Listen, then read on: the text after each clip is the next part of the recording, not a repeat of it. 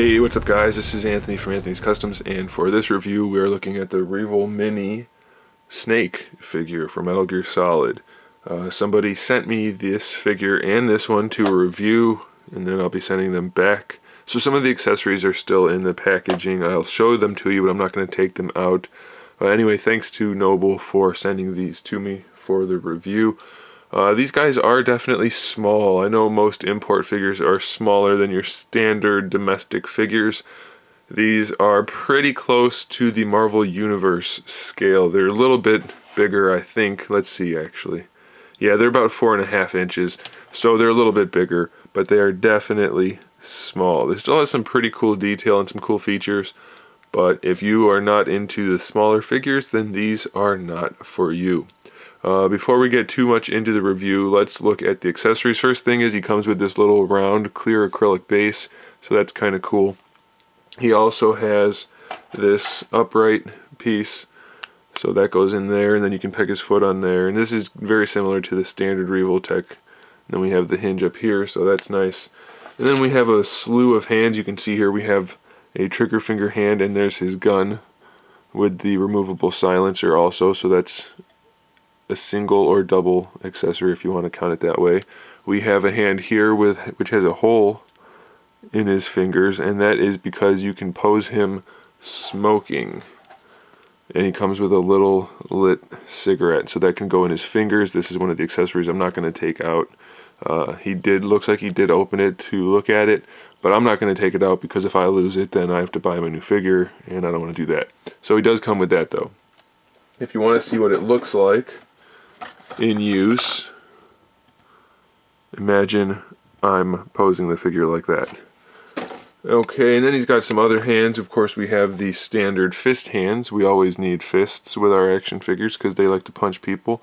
All of the hands have this kind of hinge joint on them, by the way, and then the peg, which will allow them to swivel. And then we have a hand for holding, it looks like the binoculars, because he comes with binoculars. So that's kind of cool. You just peg that in like that. See if I can do that on camera. And maybe not. Maybe not is right. Whatever. He's got binoculars and a hand for holding them. And he has a pointing hand. Actually, that looks like another trigger finger hand or a pointing hand. So that's okay. And he comes with a little claymore device, which this is another one I'm not going to take out, so I'll show you in the box. It comes with the little explosive device right there and the rope, which is supposed to look like a wire, and then the switch for making it go boom. So he's got that.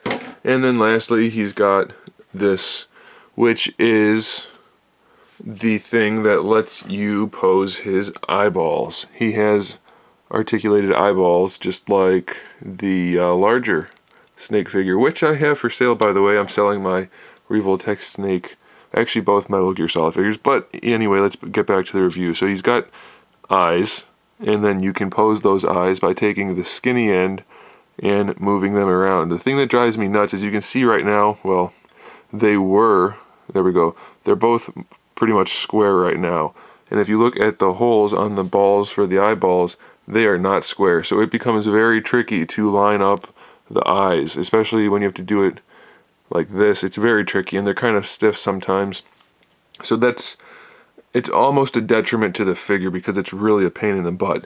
But I guess if you're willing to take the time, then that's okay.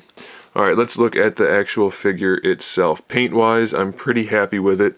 The body looks pretty good. We don't really see too much shading, but we do see some variation in paints, and there is some shading throughout the chest and shoulder pads.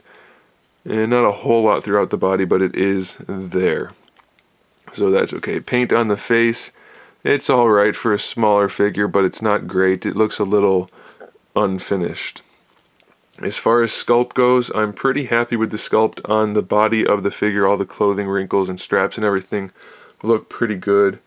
Hey, he's supposed to have another accessory. I think he is. Yes, he is. There it is.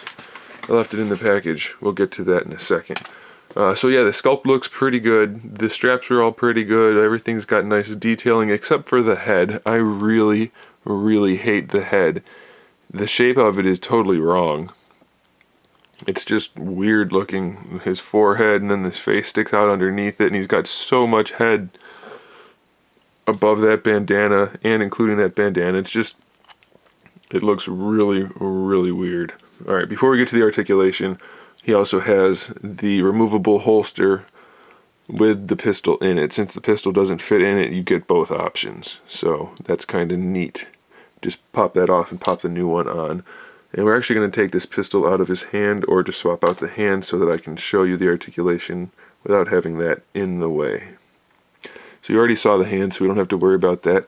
The shoulders, they're a little tricky, and they have this shoulder pad on here, which is flexible, but it still gets in the way a lot. It's really two ball hinges, one kind of in the shoulder area more and one out towards the arm more.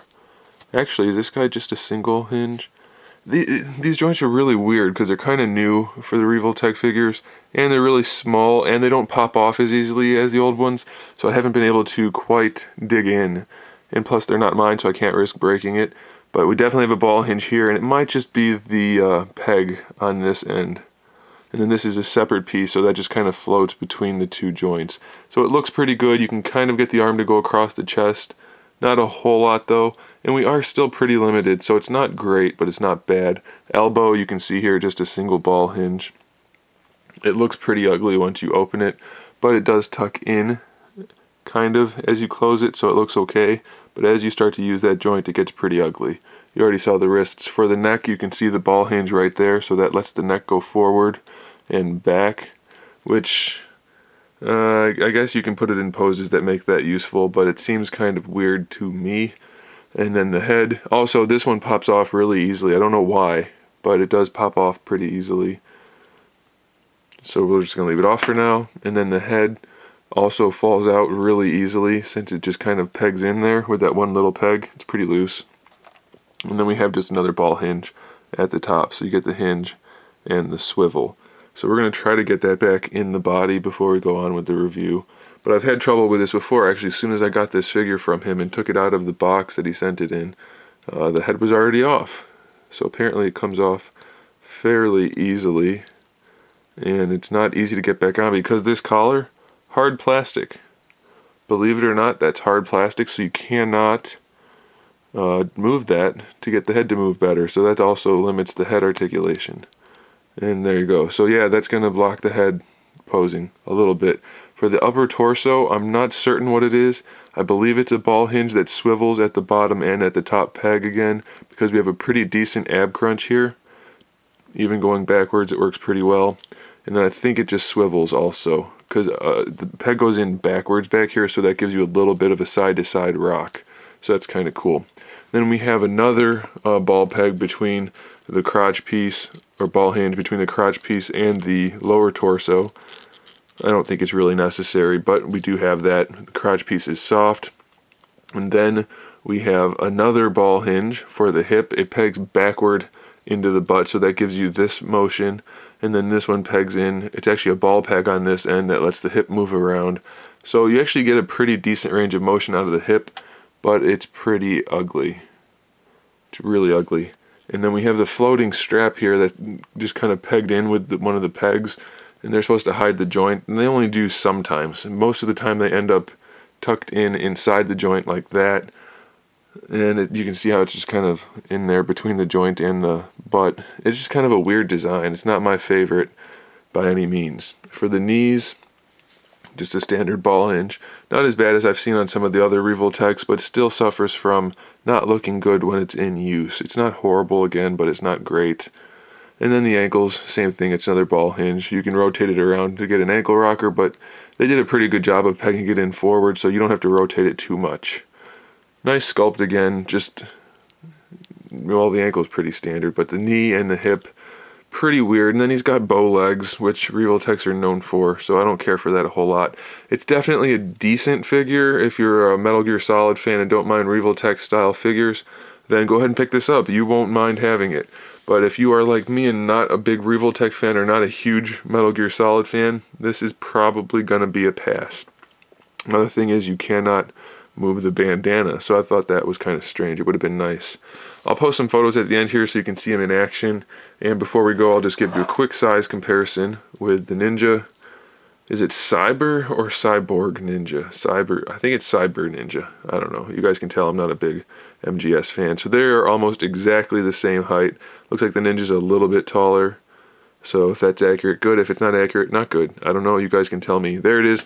Thanks for watching, guys. Make sure you subscribe to the channel for more figure reviews, custom figures, and other good stuff. And in the meantime, keep collecting.